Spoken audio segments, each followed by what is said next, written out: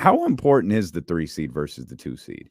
Because I hadn't really thought about that. We'd kind of just it's 2 or 3. We know the situation now with John Morant. That might not mean anything because they were struggling when John Morant was around. Right. Unless Adam Silver can do something to get Steven Adams in the lineup, I'm not going to overreact to how Memphis may play when Ja returns, because they've been playing fine the last couple of games without him, despite, we could pick apart the flaws in their opponent all we want to. They were struggling when he was around.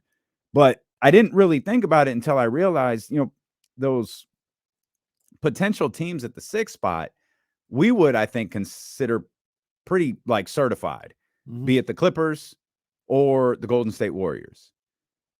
Once you get into a potential 2 versus 7, now you start talking about like Oklahoma City, potentially Minnesota. You start talking about, maybe New Orleans. You start talking about teams like that, which to me, whether this is ill thinking on my part or not, has a completely different feel than the Clippers and the Warriors to me. It does. So the one thing that I'm thinking about, though, is I think you're going to be looking at possibly the Lakers at 7. It's possible. Oh, okay. And, that's who you're going to be looking at. Wow. You got change of heart. Well, I mean, you see, I didn't put them at 6. Well, you didn't put them at 6. They're still in that play-in situation. Well, this is what they wanted. They wanted Sacramento, so they thought they was going to get the 6 and play the Kings with the 3 seed. Now they might play with the Kings with the 2 seed. But I think this is my guess, that 5, 6, 7 in some order is going to be Warriors, Clippers, Lakers. They all present their own challenges. So it's about the same. Okay. When I look at 2 and 3, I look at home court in the 2nd round. So that's where you want to get to. If you get past that 1st round, you could have home court in the first 2 series. That's a big deal. You really got Dallas out of this thing, huh? You got Dallas. Dallas ain't making the playoffs? Well, I mean, I think Dallas is going to be a 9-10. Yeah, no, I'm sorry. I'm asking you a separate question. Do you think they make the playoffs? Meaning, do they win their play-in? I don't know, man. I don't know. They messed themselves up. It's a bit of a struggle. Because I thought they were going to be able to be in the top 6. And, I don't know no more, man. Okay. I don't know. I don't mean to keep making these same jokes again. But is Dallas doing what people thought Sacramento was going to do?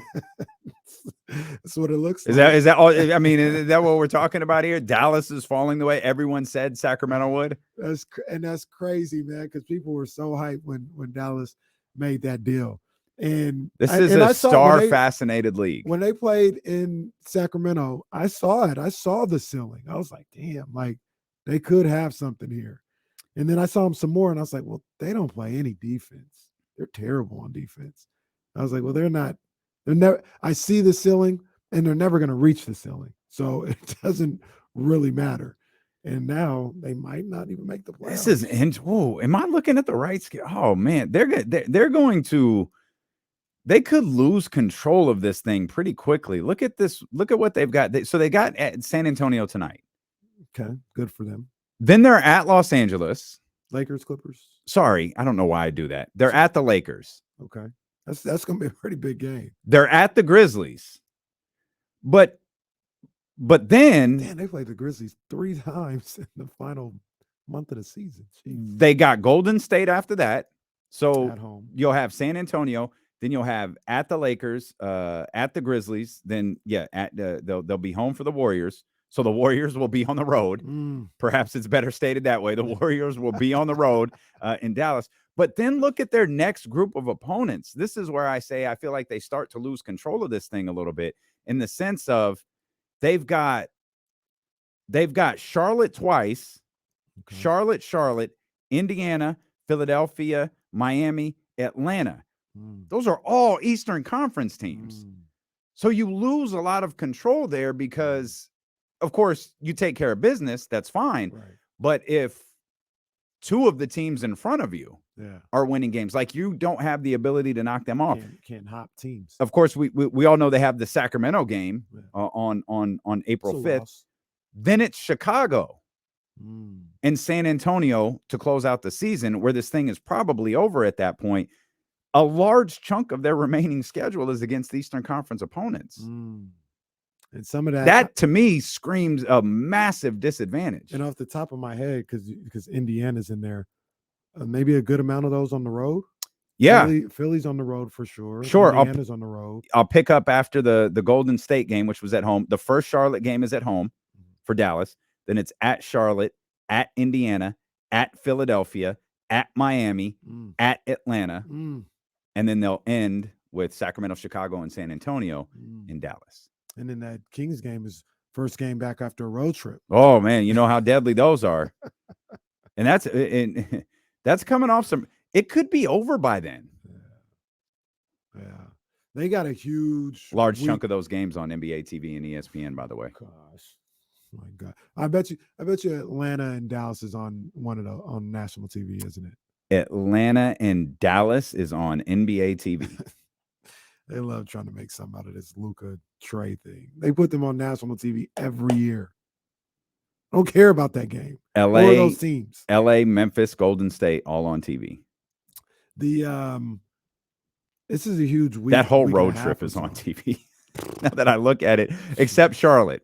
The only games that Sacramento is in the category of Charlotte and San Antonio for games that don't make national television, and if you count NBA TV as national television for Luka and Kyrie. And you know the crazy thing about this is, the Mavericks have the third easiest schedule in the league remaining.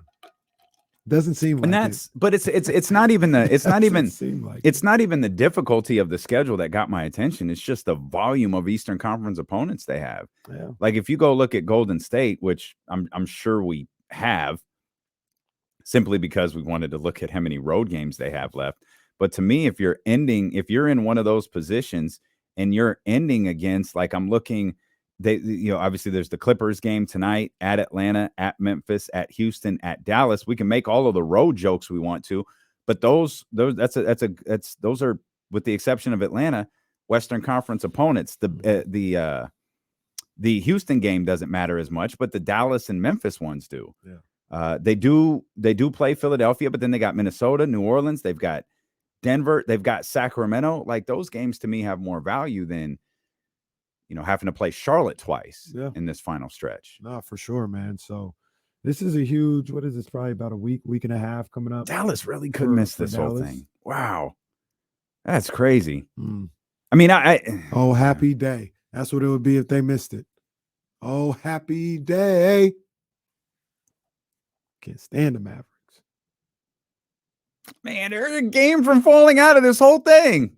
The only killer for me is I don't know if those teams that are out are gonna hop in. Maybe New Orleans. Maybe. I don't think Utah will.